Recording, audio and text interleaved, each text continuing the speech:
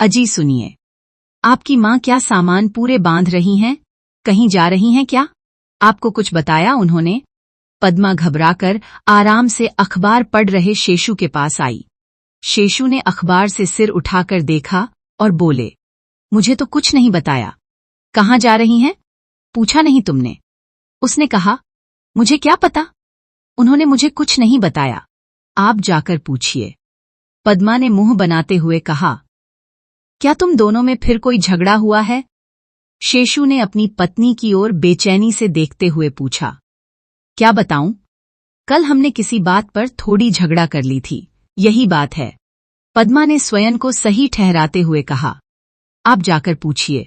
वह बहुत गंभीर लग रही हैं, सब कुछ पैक कर रही हैं। अपना मोनू पूछने से मैं जा रही हूं, बेटा कहाँ है?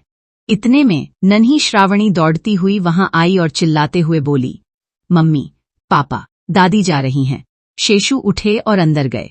शेषु बेटा, मैं जा रही हूं। आज रविवार है और तुम सब घर पर होगे, इसलिए मैंने आज का दिन यात्रा के लिए चुना है। ये क्या, माँ? कहाँ की यात्रा? क्या कुसुमा के पास? उन्होंने तुम्हें बुलाया था क्या? आपने तो मुझे बताया ही नहीं। उन्होंने कहा, कुसुमा के पास नहीं। अब से मैंने यह तय किया है कि मैं किसी पर बोझ नहीं बनूंगी और अपनी जिंदगी के लिए संघर्ष मैं खुद ही करूंगी। शेषु का चेहरा काला पड़ गया। पद्मा ने अपराधबोध से उनकी ओर देखा। यह क्या नाटक है? क्या हुआ है कि तुम इस तरह जा रही हो? उन्होंने कुछ गुस्से से पूछा। क्या हो रहा है बेटा? एक दिन की बात होती तो सह लेती, मेरे भी तो मान सम्मान है। मैं कितना भी तुम पर निर्भर होकर जी रही हूं, मुझे ऐसे ही तुम्हारी मुफ्त की रोटी हजम नहीं हो रही है।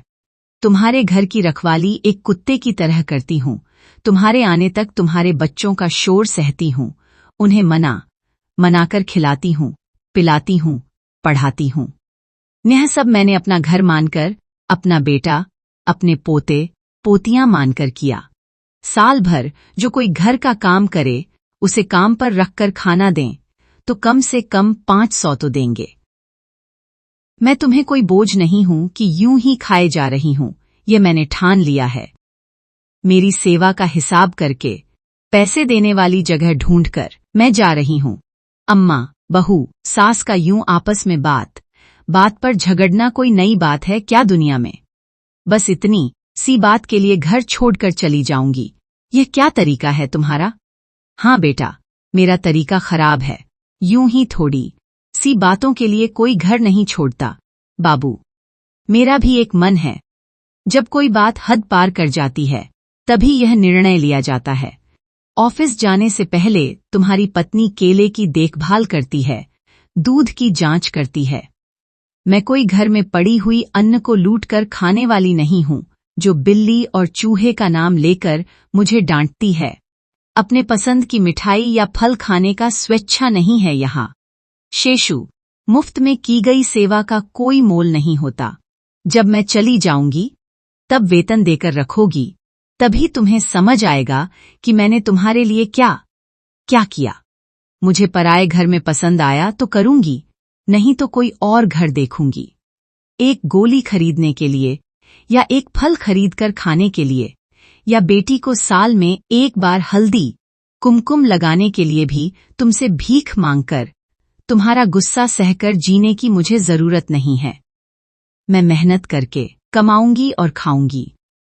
मेरे बच्चों को देखने का दिन आया तो मैं यहीं आकर एक झोपड़ी में रह जाऊंगी। मैंने यह फैसला किया है कि पराए घर में खाना बनाकर भी मैं अपना आत्मसम्मान बनाए रखूंगी। खुद का बेटा होते हुए यहाँ वहां खाना बनाने का काम करोगी? क्या सब लोग हमारे मुंह पर थूकेंगे? गुस्सा होकर बोला शेषु।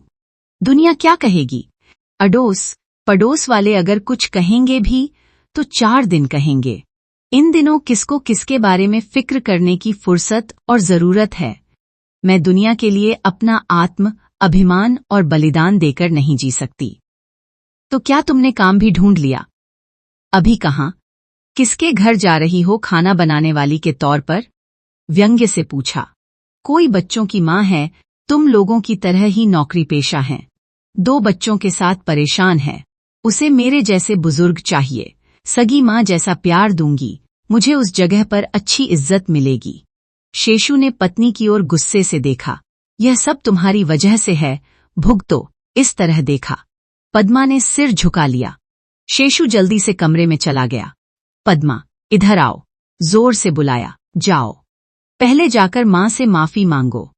अगर वो घर से चली गईं तो नुकसान उन्हें नहीं, हमें होगा।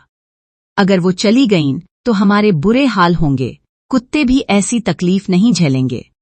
जाओ, उन्हें सम्मान से बोलो। अगर फिर भी नहीं मानी तो उनके पैर पकड़ लो। ऐसा नहीं किया तो तुम्हें कितने भी सैकड़ों हजारों रुपये देने पर भी तुम्हें ऐसी सेवा करने वाली नहीं कर मिलेगी। पद्मा पहले ही डर गई थी। सास के बिना घर कैसे संभालूंगी, इस विचार ने ही उसे डरा दिया। सास से माफी मांगने के अलावा कोई रास्ता नहीं है, यह बात उसे समझ आ गई। उदासी भरे चेहरे के साथ वह हॉल में गई। सासू माँ, मुझसे गलती हो गई, मुझे माफ कर दीजिए। मुझे नहीं लगा था कि आप इतना गुस्सा करेंगी और हमें छोड़कर चली जाएंगी। अब आगे कुछ कहना चाहा। रहने दो बेटा, मुझे तुम्हारी क्षमा याचना नहीं चाहिए। मुझे मेरी कमाई चाहिए। मुझे अपने पैरों पर खड़े होने का संतोष चाहिए कि मैं किसी पर बोझ नहीं हूं। उनके जाने के बाद मुझे समझ आया कि बेटे पर निर्भर रहना क्या होता है। मुझे नौकरी करने वाली शिक्षा नहीं मिली है। मेरी छोटी सी शिक्षा है, खाना बनाना। मैं यही करूंगी। अगर यह भी न चले तो 4 छोटे बच्चों को ट्यूशन बोलूंगी। अगर और जरूरत हुई तो अचार और पापड़ बेचकर जीऊंगी। बेटा, सम्मान से अपनी जिंदगी जीने का विचार ही मुझे घर से बाहर निकलने की हिम्मत धैर्य दे रहा है। मुझे ऐसे लोग चाहिए जो वेतन देकर मुझे रखें। अगर तुम वेतन दोगी तो रहूंगी, नहीं तो मैं दूसरा घर देख लूंगी। घर में रहने के लिए हमें वेतन देना होगा। हाँ बेटा, जैसे मुफ्त में की गई सेवा का कोई मोल नहीं होता, वैसे ही मुफ्त में खाने की रोटी का भी कोई सम्मान नहीं होता। तुम जैसों को माँ का मूल्य तो पता ही नहीं है। कम से कम माँ को मोल आंक कर पैसे देकर तो अपना कर्ज उतार लो। सब लोग क्या सोचेंगे, तुम्हें इसका दुख नहीं है। मेरे जैसी माँ ने मुझे देखकर सीखेंगी और सुधरेंगी। बेटों पर निर्भर रहने वाली माँ ने मेरी बात सुनकर सबक सीखेंगी। दोस्तों, अगर आपको यह कहानी पसंद आया हो तो कृपया लाइक करें और सब्सक्राइब करें। देखने के लिए धन्यवाद।